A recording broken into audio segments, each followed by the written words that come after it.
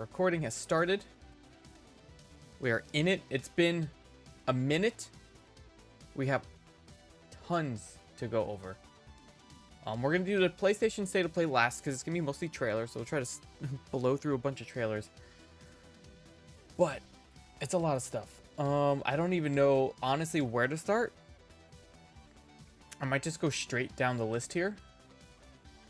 Honestly. But since Lopez is here now, we'll do Yakuza first. Hey Maggie. So we'll do Yakuza first, just because Lopez is here. I don't know if this is, let me put this a little bit lower. All right.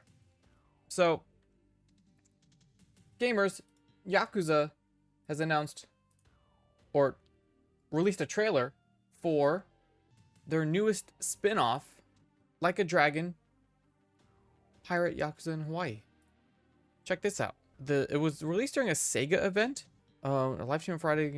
It's going to be released February 2025. Let's watch the trailer quickly. I mean, it's a 6-minute trailer. We're going to skim through it. But we got pirates. We got Yakuza pirates. I think it's this Majima's like standalone. Yeah, it's like, isn't it like Majima's first standalone game? So it's similar to how the Infinite Wealth started. He wakes up on the beach. But he's on like a deserted island.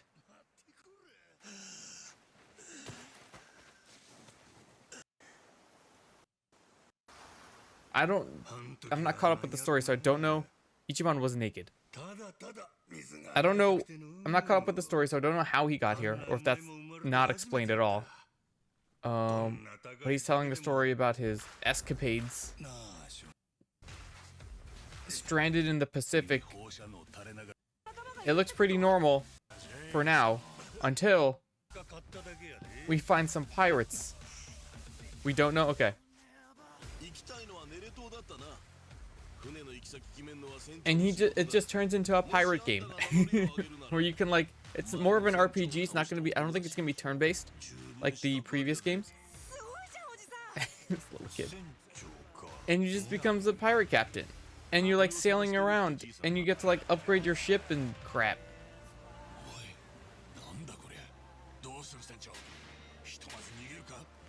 Look at this, it's so weird. They're on a wooden pirate ship. They've got these like bulletproof vests and knives. We can watch it from here. It's like 2 minutes. Look at this. Look how cool this looks. Try to put it 7 or 1080 at least so we could see something. Beat him up just like Yakuza 0. Nice. Okay, sick. Look, this looks so cool. It's pretty hype. There are many mini games. I don't know how they're able to release these so fast and have them all be so big.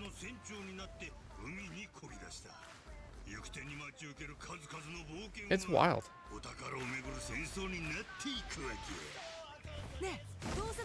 Mad Dog fighting style and Sea Dog. Heck yeah. I love this. Move over, Sea of Thieves. Welcome to Yakuza. Am I right?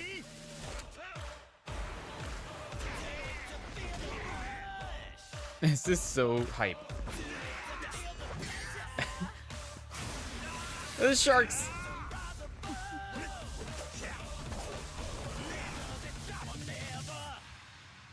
That's a Sea Dog if I've ever seen one. They do reuse a lot of assets. That is pretty apparent. But that looks pretty awesome, guys. Let me link the trailer for everybody. He's a loser. That's the trailer. It was released like last week. So looks like fun. I'm excited to maybe watch people play it. We'll see how that goes. X these tabs out. Okay, now we're gonna start from the top. Trailers of fighting styles and minigames. Please, I would like to see those, but we're not gonna look at them now. So let's start at the top. Embracer Group. Again, another week. Several stories of studios shutting down, laying off people. Embracer studio Lost Boys Interactive has made another round of layoffs. This is a support studio? They worked on like a handful of like AAA games, like Tiny Tina's Wonderlands, Diablo 4, PUBG. Someone announced it in like a LinkedIn post. This is Tom Ivan VGC, by the way. Let me copy paste this. This is their, I think, second or third round of layoffs. They had some layoffs in January. So over 200 staff across more than 40 states and Canada. We'll see what happens here. They haven't been shut down yet. This is, again, I have usually in the links in the VODs on YouTube, I have the link to the videogameslayoff.com site from a while ago. It's constantly updated, so you can continue to look. We're in 2024 now. So as of 2024, I think it's like, what is the estimate total here? But we're at the tens of thousands easily for this year. Easily. But Embracer Group continuing to just shit on the games industry. All right, next one we got Ubisoft. They had their shares drop twice this month, pretty sharply. So around the first or second week of September, they dropped 10% to make it 50% overall for the year. And there was like a minority shareholder or minority investor that was telling them to either sell or go private. And I say minority investor as in they own less than 10%, less than 1% of the shares. So really not that much at all. So they've been drastically falling this year. Like, it's wild. So much so that they started offering free money for XDefiant. By the way, this is this one also Tom Ivan VGC. They started offering free, like, real currency to use in the game for XDefiant, just to like get some more traction or more eyes and players in the game, which I haven't heard anything about so far since it's been released. And then they actually dropped even further, so to its lowest in nearly 11 years as of yesterday. They've delayed Assassin's Creed and I think took away the planned microtransaction or battle pass thing that they were going to do for that. This is Chris Scully in VGC, this one. So they delayed Assassin's Creed Shadows to February 2025. It was supposed to be released in 2 months. They delayed it like 6 months almost. This chart is nuts. Ubisoft share prices for the lifetime, like COVID era, it's pretty high. We're dropped below where we were 11 years ago. I think it was like something like 87% or something. Where did it say? It said something like 80 something percent they've dropped. Where is it? Right here. The past few years, the share price has consistently declined at the time of writing. It has dropped nearly 89% in value over the past 4 years. In just 4 years, it dropped 89%. 89% is very bad. So we'll see what happens with Ubisoft. They got a couple more games coming out, like Assassin's Creed, and they're still working on Star Wars to try to make it better, so we can actually pivot to the Star Wars updates.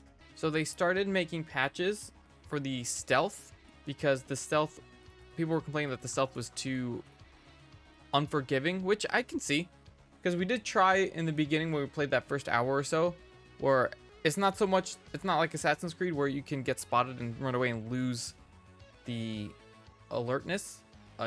Once you're spotted, you're done. That's it. This is Chris Scully in BGC. Patch to make instant fail stealth missions less frustrating. So this is an interview with Games Radar. Did I put the original article here from Games Radar? This is Jesse Vitelli. You get all the original articles as well. So this is an interview with Games Radar with who was it? Creative director Julian Garrity. What was he saying? He said, the quote's over here.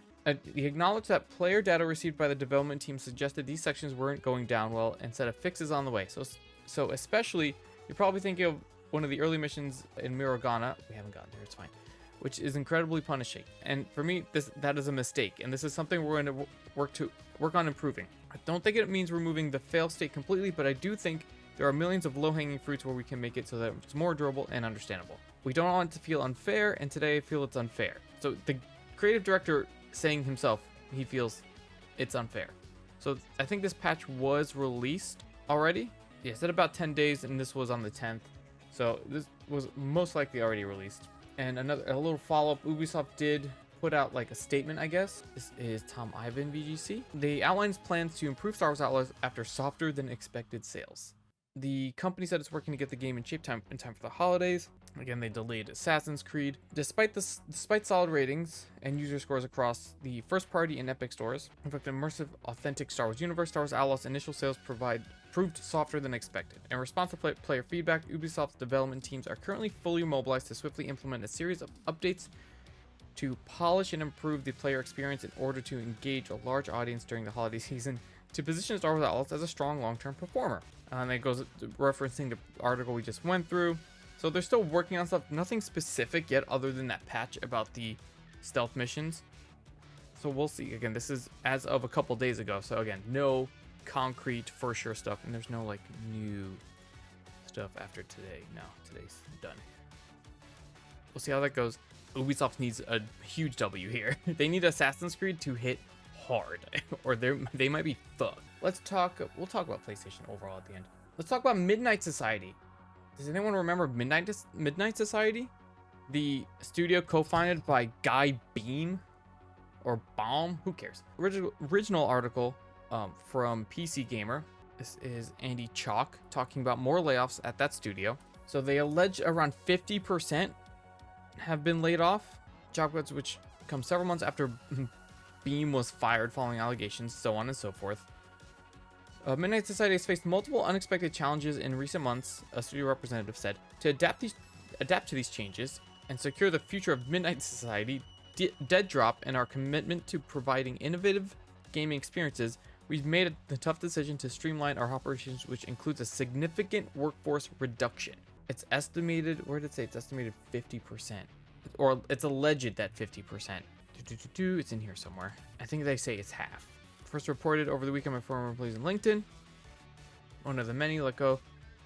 Confirmed the layoffs. The studio did not say how many people were put out of work, but Dead Drop content creator Joker or whatever claimed on Twitter that the figure was roughly 50%. So it's alleged by one of the content creators that about 50%. Oh well, the one studio layoff news that it's fine. They haven't made anything yet.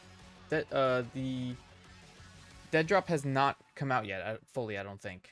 That's the one game they were working on. It was Dead Drop. Talking about Palworld. Palworld has officially been sued, or is being sued, by Nintendo after all this time. This is Andy Robinson, VGC.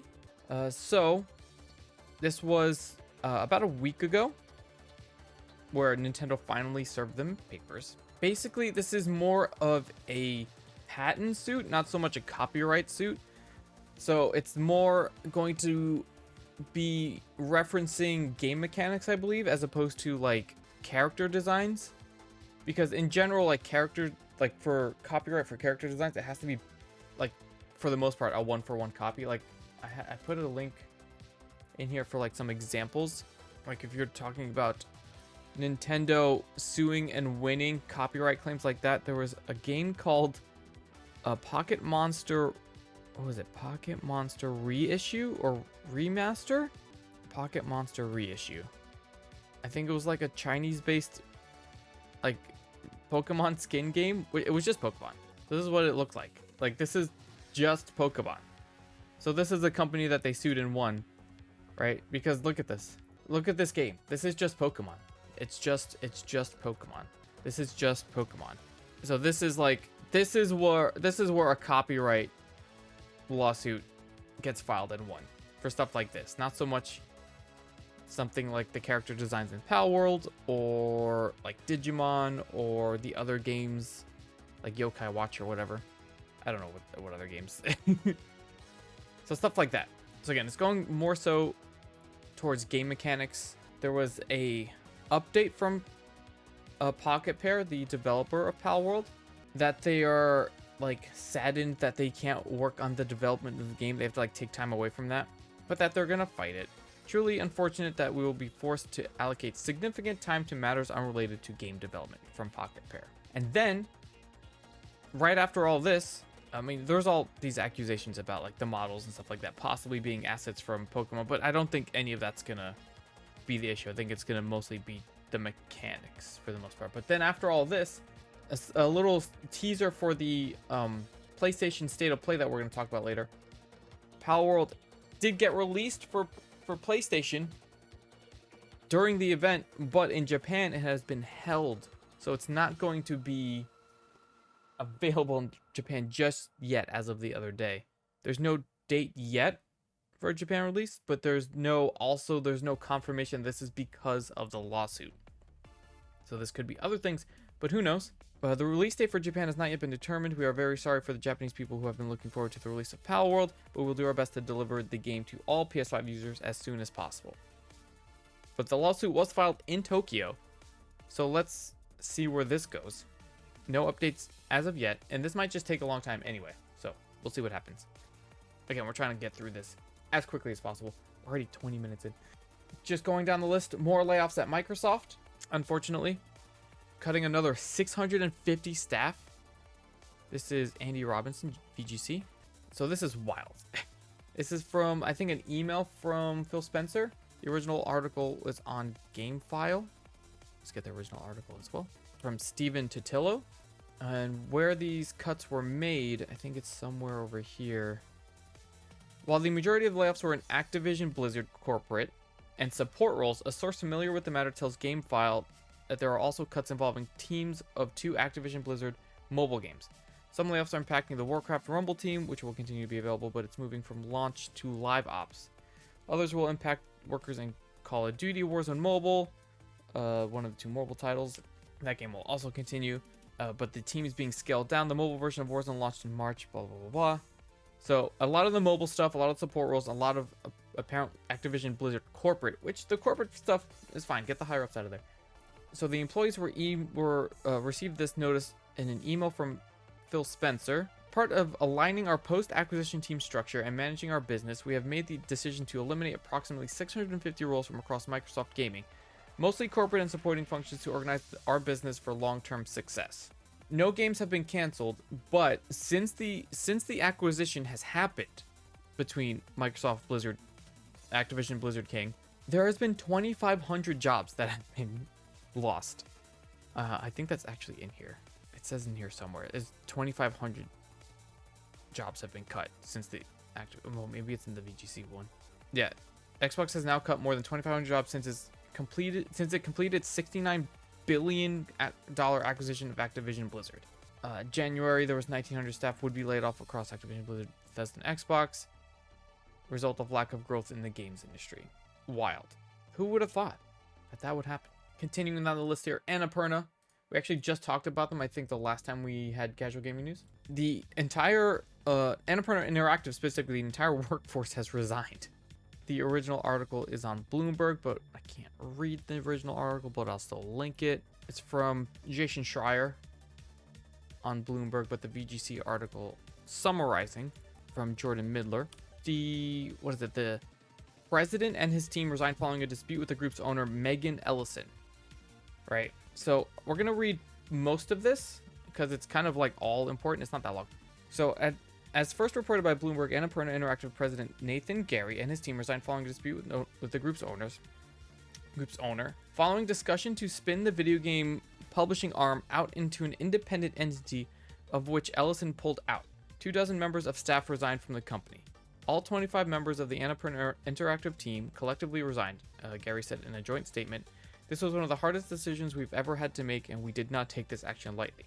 The studio is known for critically acclaimed games Outer Wilds, Stray, Cocoon. Annapurna has been looking to more closely integrate games with its TV, blah, blah, blah, blah. So they're still working on stuff. Our top priority is continuing to support our developer and publishing partners during this transition. This is from the owner, Ellison. We're committed to not only our existing slate of games, but also expanding our presence in the interactive space as we continue to look for opportunities to take a more integrated approach to linear and interactive storytelling across film and TV, gaming, and theater. All existing Annapurna projects will continue, and this is coming after they said that they would be co-financing the sequel to Control, like basically independently. The communications director said above all, it means Remedy is able to make Control 2 exactly the game we want. So I don't know how this, well, I don't think anybody's going to know how this is going to affect that or impact that, because at this point, who made that decision? Was it Nathan Gary that made that decision, or was it Megan Ellison that made that decision? And if Megan Ellison didn't make that decision and it was Nathan and he's leaving, what's going to happen there? We'll have to wait to find out. So that's pretty lame that that happened, but I get why they did it. And, you know, do what you got to do, right? Do what you got to do. Continuing down the list, SAG-AFTRA has announced they are adding League of Legends to the list of struck games. And this is because of a production company? Tom Ivan VGC. There's a production company that works with a ton of games. Formosa Interactive, right? Yeah. Formosa Interactive is alleged to be refusing negotiations. This is all about the use of AI stuff overall, like in the games industry. And Formosa, according to SAG-AFTRA, is a big player in that stuff, right? Did release a statement. But overall, this is the actual post from the org here. It's a lot, but not really. So because Formosa has been refusing to talk and make a deal and like help protect the talent, they decided they were trying. It's alleged, again, this is all alleged from SAG-AFTRA. I don't think there's, because Riot is kind of like denying this a little bit, so who knows for sure, saying that they tried to cancel a game. I don't think they say which game specifically that was tried. That I don't know if they could even list the game that was specifically tried to get canceled. But once Formosa decided or found out that they were not able to cancel the game, they transferred, it's alleged, again alleged, that they secretly transferred the game to a shell company and sent out casting notices for non-union talent only, which is kind of illegal. You can't really do that at all. So when they found that out, they decided to go after Formosa's basically largest project, which is League of Legends. Again, they don't make League of Legends. All they have to do is like the back-end production for like talent and stuff like that. So they added League of Legends to that list of struck games, and then Riot did respond saying League of Legends has nothing to do with the complaint mentioned in SAG-AFTRA's press release. We want to be clear, since becoming a union project 5 years ago, League of Legends has only asked Formosa to engage with union performers in the US and has never once suggested doing otherwise. In addition, we've never asked Formosa to cancel a game that we've registered. All the allegations in SAG-AFTRA's press release relating to canceling a game or hiring non-union talent related to a non-Riot game have nothing to do with League of Legends. So they're basically trying to say, hey, League of Legends has nothing to do with this. Please don't do anything to our game. But I don't think SAG-AFTRA is going to care. I assume the things that SAG-AFTRA have alleged are true, because there's no statement from Formosa. But as of now, we might just be refraining from anything League of Legends. This is from SAG-AFTRA. It's bad enough that Formosa and other companies are refusing to agree to the fair AI terms that have been agreed to by the film, television, streaming, and music industries, as well as more than 90 other game developers. To commit illegal, unfair labor practices is beyond the pale, and it won't be tolerated by SAG-AFTRA members. Formosa will be held accountable, starting with an immediate strike of League of Legends. So anyone in the union working on that game is now not able to do that, which is fine. Like, fuck the people trying to use AI, and fuck the people trying to go around union stuff. Get fucked.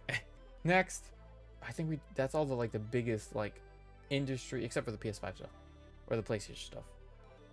So we'll get to that. We'll do all that stuff last.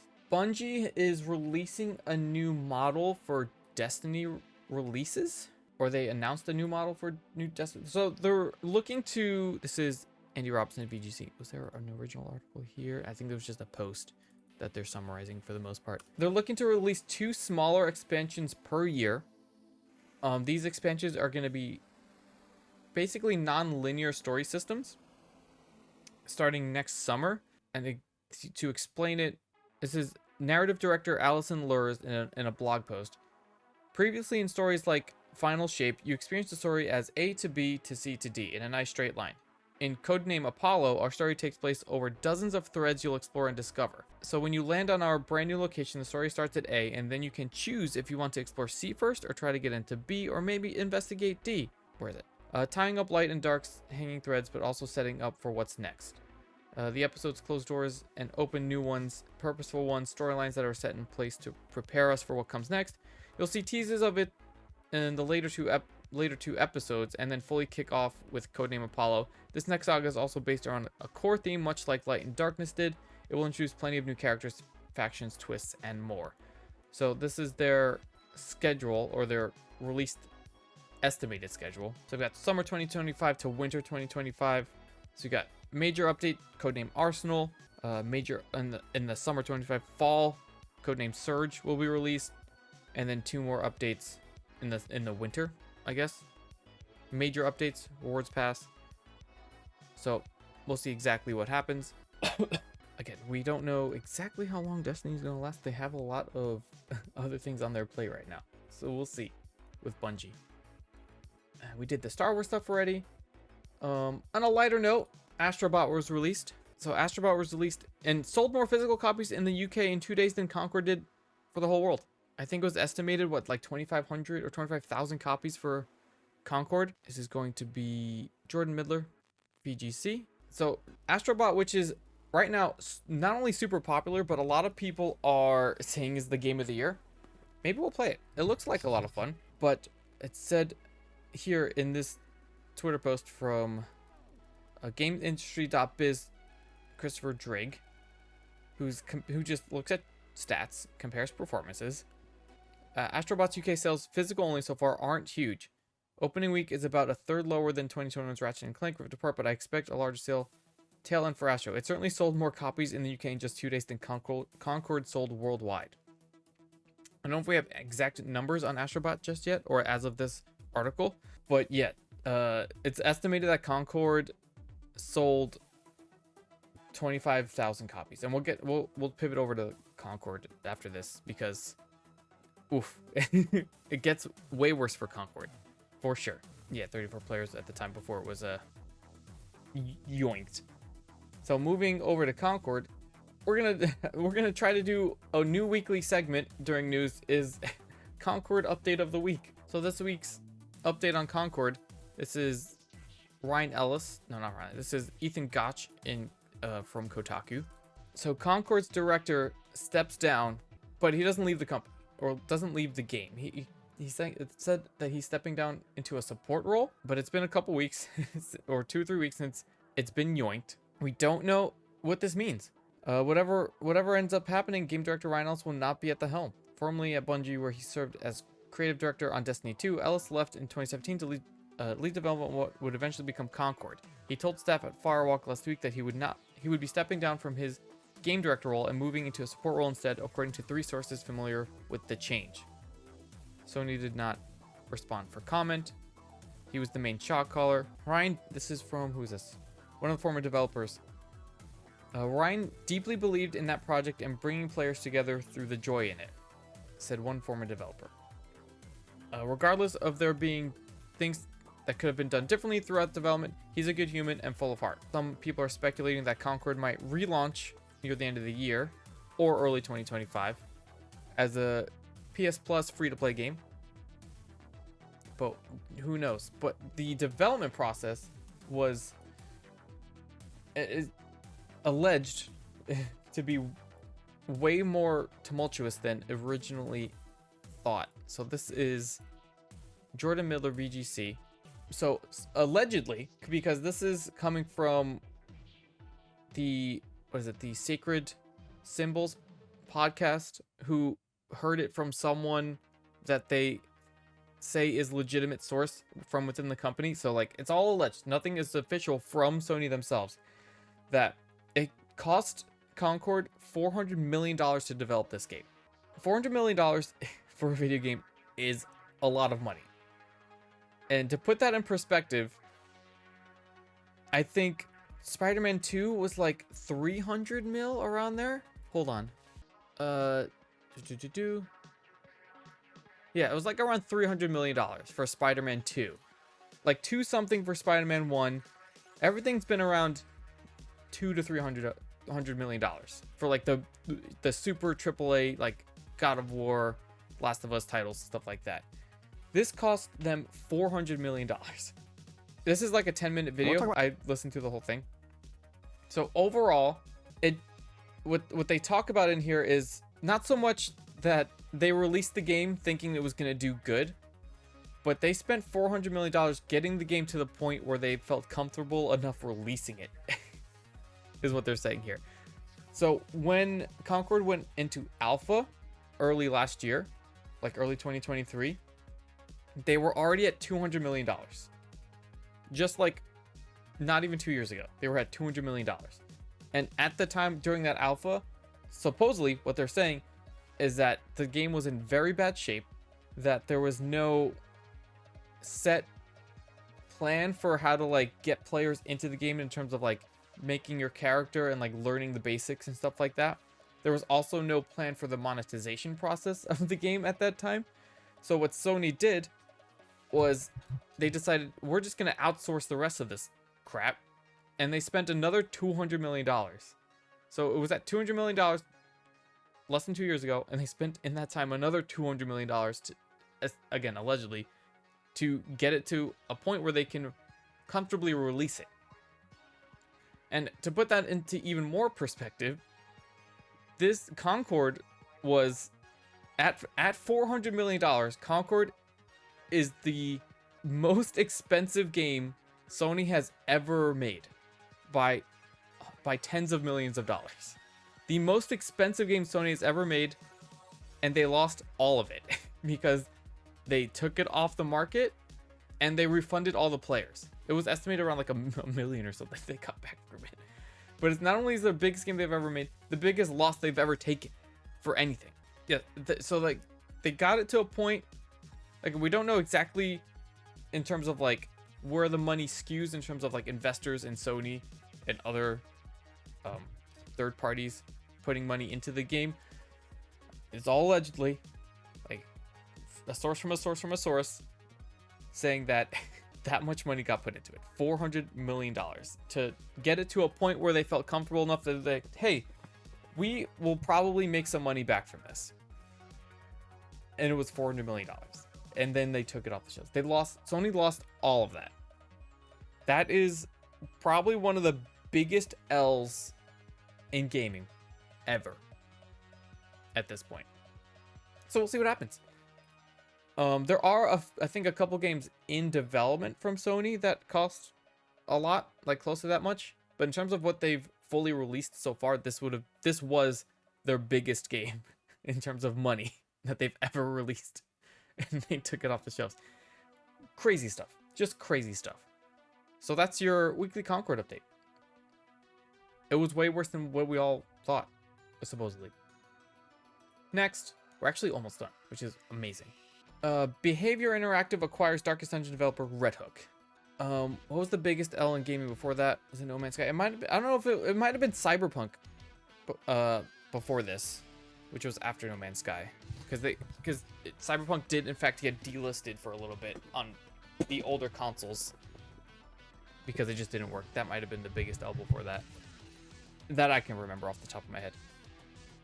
But Behavior Interactive, the studio, I think that does Dead by Daylight, right? Let me see. The multiplayer auction, oh yeah, Dead by Daylight. So they have acquired Red Hook, which does Darkest Dungeon, right? Very fun games. I tried playing the first one. Very hard. Very, very hard games. Which is fine. I mean, acquisitions inherently aren't the worst, but we've seen almost no good things come of it so far in the games industry. All that's still in early stages. But this seems like a good fit, right?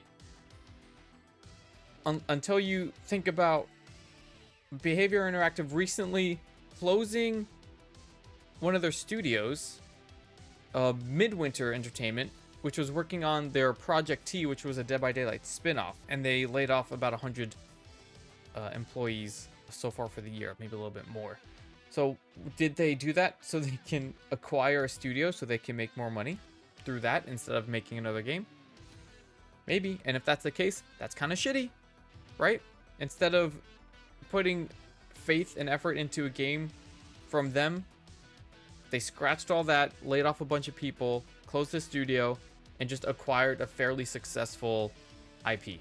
we'll see how this goes. We'll see what their first release is after the acquisition. I don't think there wasn't anything in here saying that there are any projects in the works because of this. Again, it just happened, so not going to see much of this for a while probably. So this is, I don't think I linked, this is Tom Ivan VGC right there. Perfect. So next we'll do, there's a lot more. We're actually not almost done. I lied so hard. Let's talk about Flappy Bird. It was announced that Flappy Bird is coming back to the app stores. Go ahead and get rid of a bunch of tabs here. Don't get too excited about this. This is Chris Scully and VGC. Don't get too excited about this. It's not it's not a good thing. So there's a fan group in quotes, called Flappy Bird Foundation that acquired the trademark after the original creator either chose to not get it again or either let it lapse on purpose or just didn't do it in time. But this quote unquote fan group got all the rights, for all the IPs and all the stuff like that. And they immediately started running with it and saying that it's coming back, a bunch of new modes, a bunch of new added things. If anyone doesn't know about Flappy Bird, it was big in the 2013, 2014 years. Everyone was playing it. The creator was like one dude who was making like 50 grand a week off of ads by themselves. So much so that he was like, I'm tired of this. I'm just tired. And then just took it off the app stores, which is nuts. He made so much money and then was like, I can't do this anymore, which is very funny. So that dude's set, by the way, for life. But they announced it's coming back in 2025 to include a bunch of, I'm not even going to play the trailer for this because I refuse to, quote unquote, promote this at all. Blah, blah, blah. But so after this was announced, everyone was super excited. Everyone's like, yay, Flappy Bird, we have to play that again. New stuff. It's going to be great. Then the story came out that the quote unquote fan group is actually run by some crypto clowns, which the original creator of the game actually came out and said, it's not related, it has nothing to do with the new game at all. He didn't sell anything and he doesn't support crypto. So to be more specific, the fan group is led by a huge Web3 like crypto firm dude. Where is it? Flappy Bird Foundation is being led by designer Michael Roberts. Following the announcement of the re-release of the game, fans were quick to point out that Roberts is the head of 1208 Productions, a crypto firm that describes itself as pioneering Web3. So get ready for this to be a scam. Not only that, it will probably have NFTs in it as well. So if you want to play Flappy Bird, play some of the clones. Play Flappy Mercy in Overwatch. Overwatch is free to play. You can play Flappy Mercy. Don't play this. I mean, if you do, I'm not going to stop you, but like, this crypto stuff is nonsense, and these bros need to be stopped in their tracks. So that's lame. Like, it would have been really cool to see this Flappy Bird game come back genuinely, but unfortunately, it has been taken over by the crypto clowns. So, let me link this one as well. This was Jordan Midler VGC. But yes, play Flappy Mercy. It's so much fun. You can play with a group. All right, a couple small little baby stories. We've got the new Game Pass tiers have been released this month. So the standard tier is now available for everybody, which replaces the Game Pass for console tier, $15 a month. It includes the back catalog and online access. Does not include the day one exclusives or anything. So they're slowly shifting and they're slowly changing their tiers and stuff like that to make it a little bit more confusing. So just short story that the new Game Pass tiers have started to come out. This is Tom Ivan BGC. Next one, another thing that was recently launched was the Steam Families stuff, allowing users to share games. So you can like sign in as consists of 5 members, will allow members to purchase a title once, giving every member of the Steam family access to the game. Developers can choose whether or not to support this feature. If a game currently supports the Steam Family sharing system that was previously in place, it will automatically support Steam Families. They don't need to be online to play shared games. All games are automatically shared between all members, so you just have to add who's in your family. If 2 members of the family want to play the game At the same time, they will have to purchase 2 copies of the game. An adult member of the Steam family can also remove any member of the Steam family at any time. So you can't play the same game at the same time, but you can play the same game that one person has. Let's say that you're in a family with 4 members and that you own a copy of Portal 2 and a copy of Half-Life.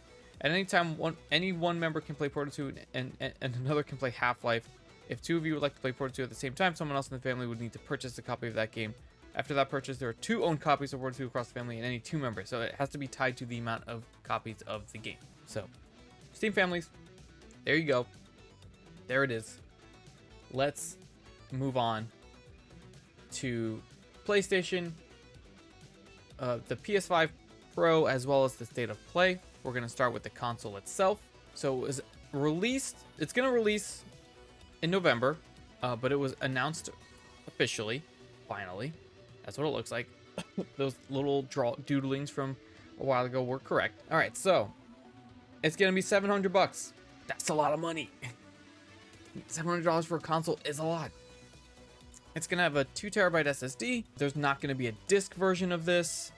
What else? It's going to be, in terms of like specs themselves, it's going to be 45% faster rendering GPU. It's going to have AI upscaling for sharper pictures. There's going to be something called Game Boost to allow more PS4 backwards compatibility, I believe. Where's the Game Boost crap? PS5 Pro Game Boost was applied to more than 80. It applies to more than 8,500 backwards compatible PS4 games playable on PS5 Pro. This feature may stabilize or improve the performance of supported PS4 and PS5 games. Enhanced image quality for PS4 games is also available to improve the resolution on select PS4 games. So yeah, there's no disk drive, so all that extra money is going into the better GPU, the double the storage. The storage like makes a big difference on these for sure. So they're striving for a consistent 4K 60. I think they removed the performance, or what was it, performance or standard mode. It's like the 2 modes that you could choose, but if you want higher frames or higher resolution, they're removing the choice to try to get everything to run at 4K 60, which is very basic nowadays, especially with PC games. And there's a list of confirmed enhanced games. It's a big list. So you got Alan Wake 2, Assassin's Creed Shadows, Demon's Souls, which is pretty cool, Dragon's Dogma, Final Fantasy, Gran Turismo, Hogwarts, Horizon, Spider-Man 2, Ratchet & Clank, The Crew, First Descendant, and Last of Us Part 2 Remastered specifically will all be able to be enhanced by the PS5 Pro. On top of that, they announced the 30th anniversary collection, which all sold out. Every scrap of this sold out in seconds. There was only 12,300 of the Pros that were going to be available. Again, sold out in seconds. It was going to be, I think, $50 more than their standard counterparts for the consoles, and then like an extra $20 for the accessories, because there was also an individual controller and the Portal. I would really have liked to get one of these. So if they ever come with the Slim, that's like more readily available, I would 100% trade in my day one PlayStation 5 for the Slim version of this. I would be fine with that. I would do that in a heartbeat. But yeah, all this is going to be, a lot of people were making fun. It looks like it says Xbox, but it's not. It does look like it says it's PlayStation 30th, but it looks like it says Xbox. It's so funny. But yeah, all this stuff sold out in seconds. It would have been nice. This stuff looks very, very cool. And I wish I had one. Really wish I had one. All right, moving to the PlayStation State of Play. Actually, no. Let's first do the chat picks from Discord. Talking about Game Pass, Overwatch 2 is now on Game Pass. This is from Blizzard directly. So Overwatch 2 is now, I think it was, wait, is it already on? Starting September 17th, so it already happened. So Overwatch 2 you can play on Game Pass. I think there was something about linking your accounts. If you link your accounts, you get extra skins and stuff. I'll probably do that, because why not? Overwatch 2, the free game, will now be on Game Pass for free. A couple small articles. Again, I had to be very, very picky, because we needed to try to keep this in an hour, which we're about to go over soon. Diablo 4 player achieves infinite damage by hitting so hard the game gives up on doing the math. So this is a pretty funny little clip here. This is Tyler Culp on PC Gamer. Let's watch this. So there's a specific build where I think it's with thorns So you have like just so much thorn damage that the damage just keeps going for forever. And then the game just stops doing the thing. I mean, like the actual, I like the article, so it has to be. So like, he's doing this in the training area. Like, look at these numbers. Wait, look at this. We've reached it, boys. It's just an infinity sign. Yes. It's just an infinity sign. It's hard to see. We did it. So like, it gets, the numbers are so big here, but then it actually just, at some point, just shows infinity symbols, which is nuts. Wait, look at this. We've reached He's just hitting so hard with the thorns and everything that it's just infinite damage. And I think it shows, I think he goes through and like does how it works setup, skill tree, paragon credits. He's doing runs over here. He's just melting everything. I think he does a boss and he just like walks up to the boss and it dies. Yeah, here. And boom. He just touches it. Keep spinning. Look how fast. And it's dead. boom. He just touches it and it dies. It's so insane. Look how fast. And boom. I gotta send this to some of our Deeps friends. Alright, and I think there's like 2 more things here. Diablo 4 Deeps microtransactions. So, Diablo 4 players have spent over $150 million on microtransactions. Imagine that. This is Game Rant Bruna Tells. It's hard to see. It's a very small font.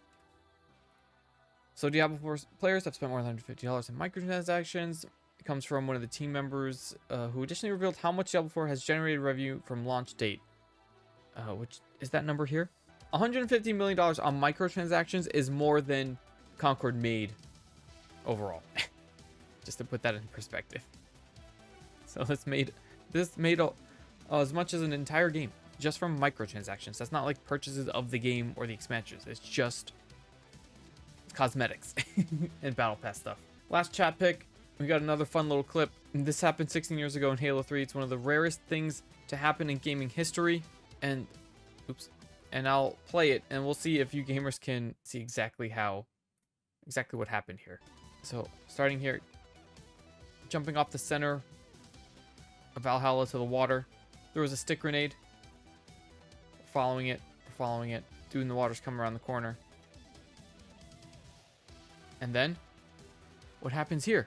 It's like he caught it, but no, what he did was was the stick grenade got stuck to the frag grenade in this dude's hand, so it landed the exact same millisecond that he went to throw a frag grenade, landed on the frag grenade. As you can see here, there is a frag grenade stuck to the sticky grenade, the plasma grenade, and he throws it back as if he caught it and threw it. Pretty nuts, though. 16 years. Internet's crazy, my dudes. Alright, so now we go to the PlayStation State of Play recap. So we're going to go off the Eurogamer list, if it'll effing load. So everything announced at the State of Play from Eurogamer, because they list, this is the site that I found that listed it the best. It's not, I don't think it's in order, but it's still cool. We'll watch several trailers here. So some Astrobot DLC that comes out, and it has other characters, like I think Helldivers was added in there and stuff like that. So more Astrobot stuff. People love that. Midnight Walk. This is one I do want to watch the trailer of, because this looks really cool and I really want to play this game. So there's going to be released on PS5 and PSVR 2. But this game looks awesome. It's Midnight Walk. Let me... you have the link to the article. It's fine. Only... Listen to me, burnt one. If you're intending to walk the midnight walk, you better be sure to keep your spark safe and burning. It's so cool. While I was in the black, I had a dream. There was a monster in the woods. It's handcrafted in clay. The characters are... It's claymation. Into the burning light.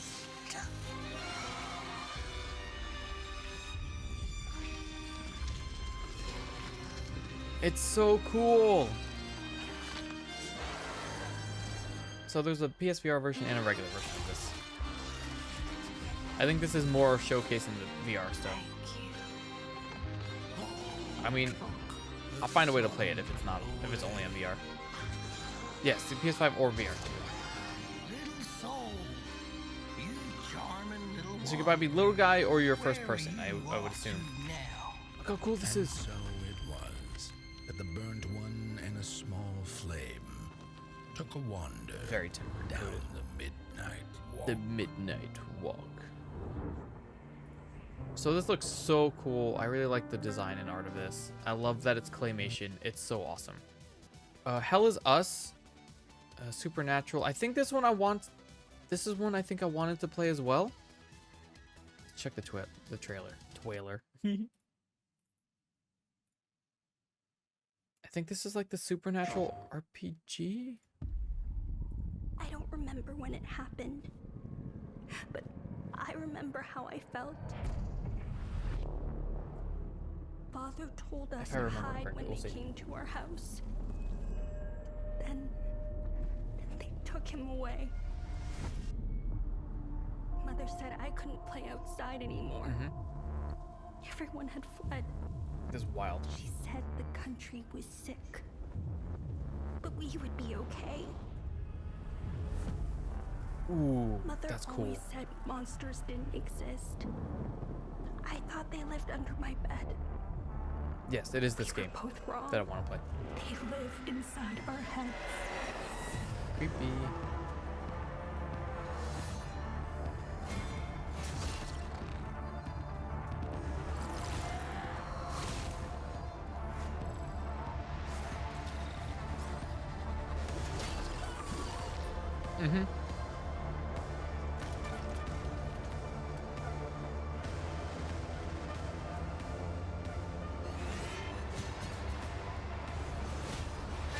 So this looks like a lot of fun. But not only does it look like a lot of fun, I think the developers explained this a little bit. Wait till it finishes.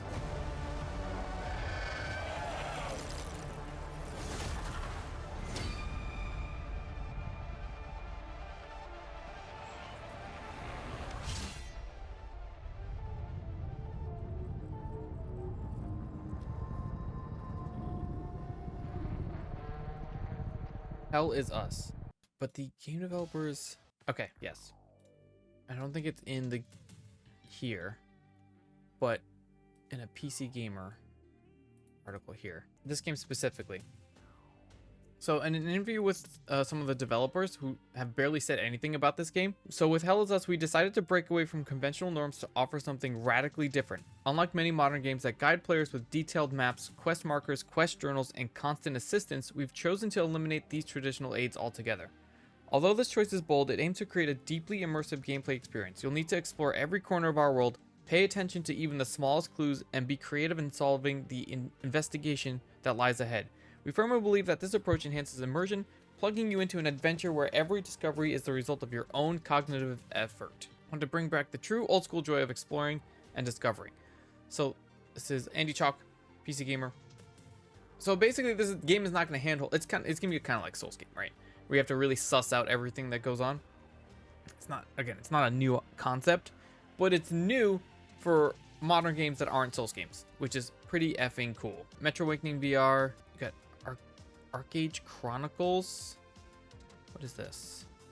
High fantasy. Yeah, just high fantasy stuff. I lost screaming. I think this one had cool gameplay as well. And it like switches between like over the shoulder and third person. Yeah, this has some pretty cool fighting mechanics.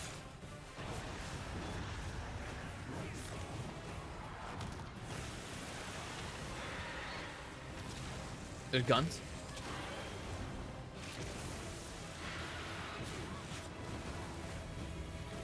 Is this the one that's an MMO? If you survive this trial,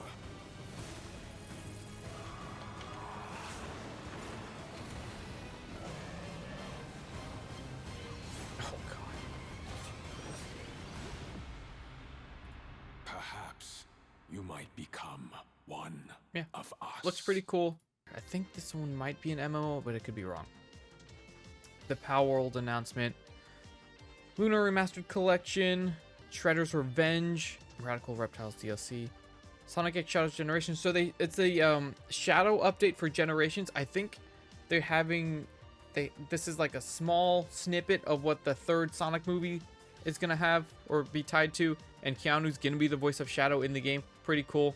Fantasian Neo Dimension. I don't know what this is, but it looks like JRPG. Dragon Age Veilguard. So it's the, what is this? Is this not a DLC? This is just a new thing. I think it's a new thing. The Alan Wake 2 DLC. I'm not gonna look at it because we're gonna get into Alan Wake soon, but this looks like it's gonna be a much thicker expansion compared to the previous one. Hitman Order of Assassination, PSVR 2. Legacy of Kain remake. Remaster. A lot of people are excited for the Legacy of Kain stuff that was announced. Fear the Spotlight. I don't remember seeing this at all. What is this? What is this? You sure we can't just do the seance at your house?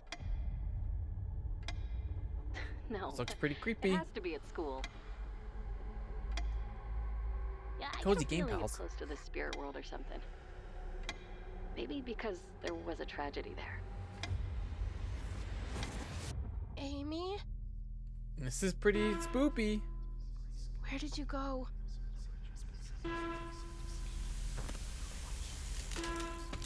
Oh man. I think I like this. Uh-oh.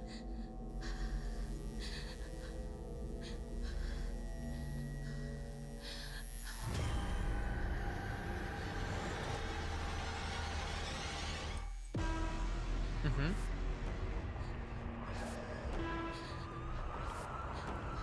This looks pretty good. Just go home, Viv. I like the artsiness of it. I'm happy here.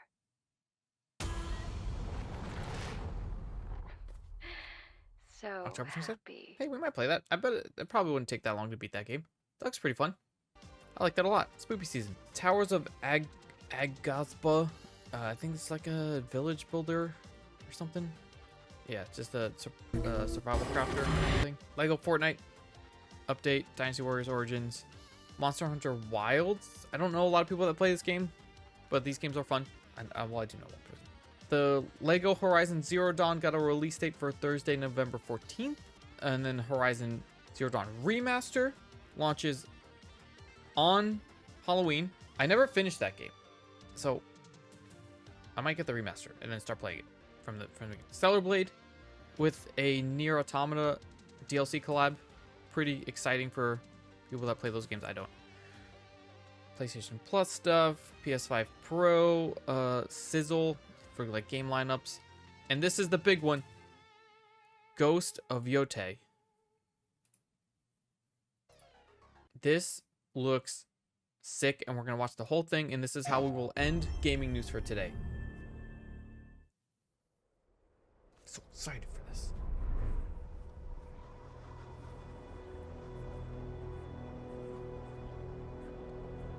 It's the new game, not a sequel. Ghost of Tsushima. We It's just a are new game, beyond the edge of Japan. kind of like Assassin's Creed, where they're not like sequels for the most part. People come north to disappear. Mount Yote, 1603. So this is like 300 years after Tsushima. But you are hunting.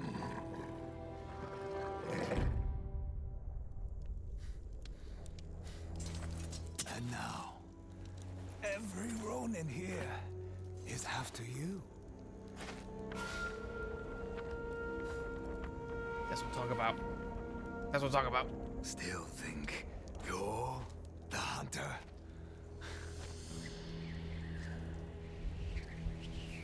Yeah. Yeah. Get slit, motherfucker.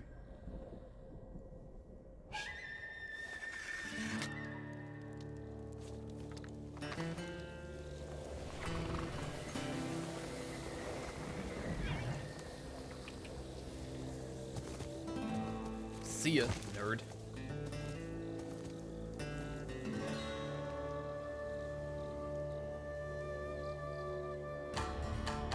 Sucker Punch. Look how cool this looks. Look at this. This is nuts.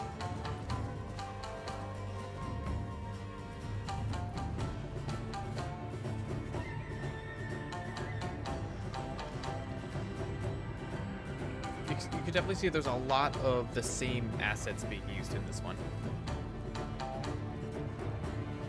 But it's fine. It's a dog.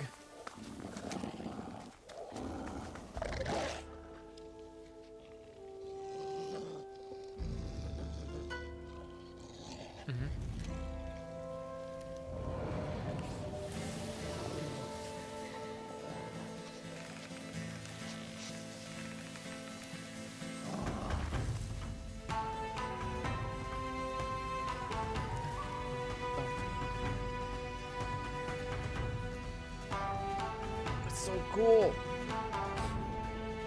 Hell yeah. So excited.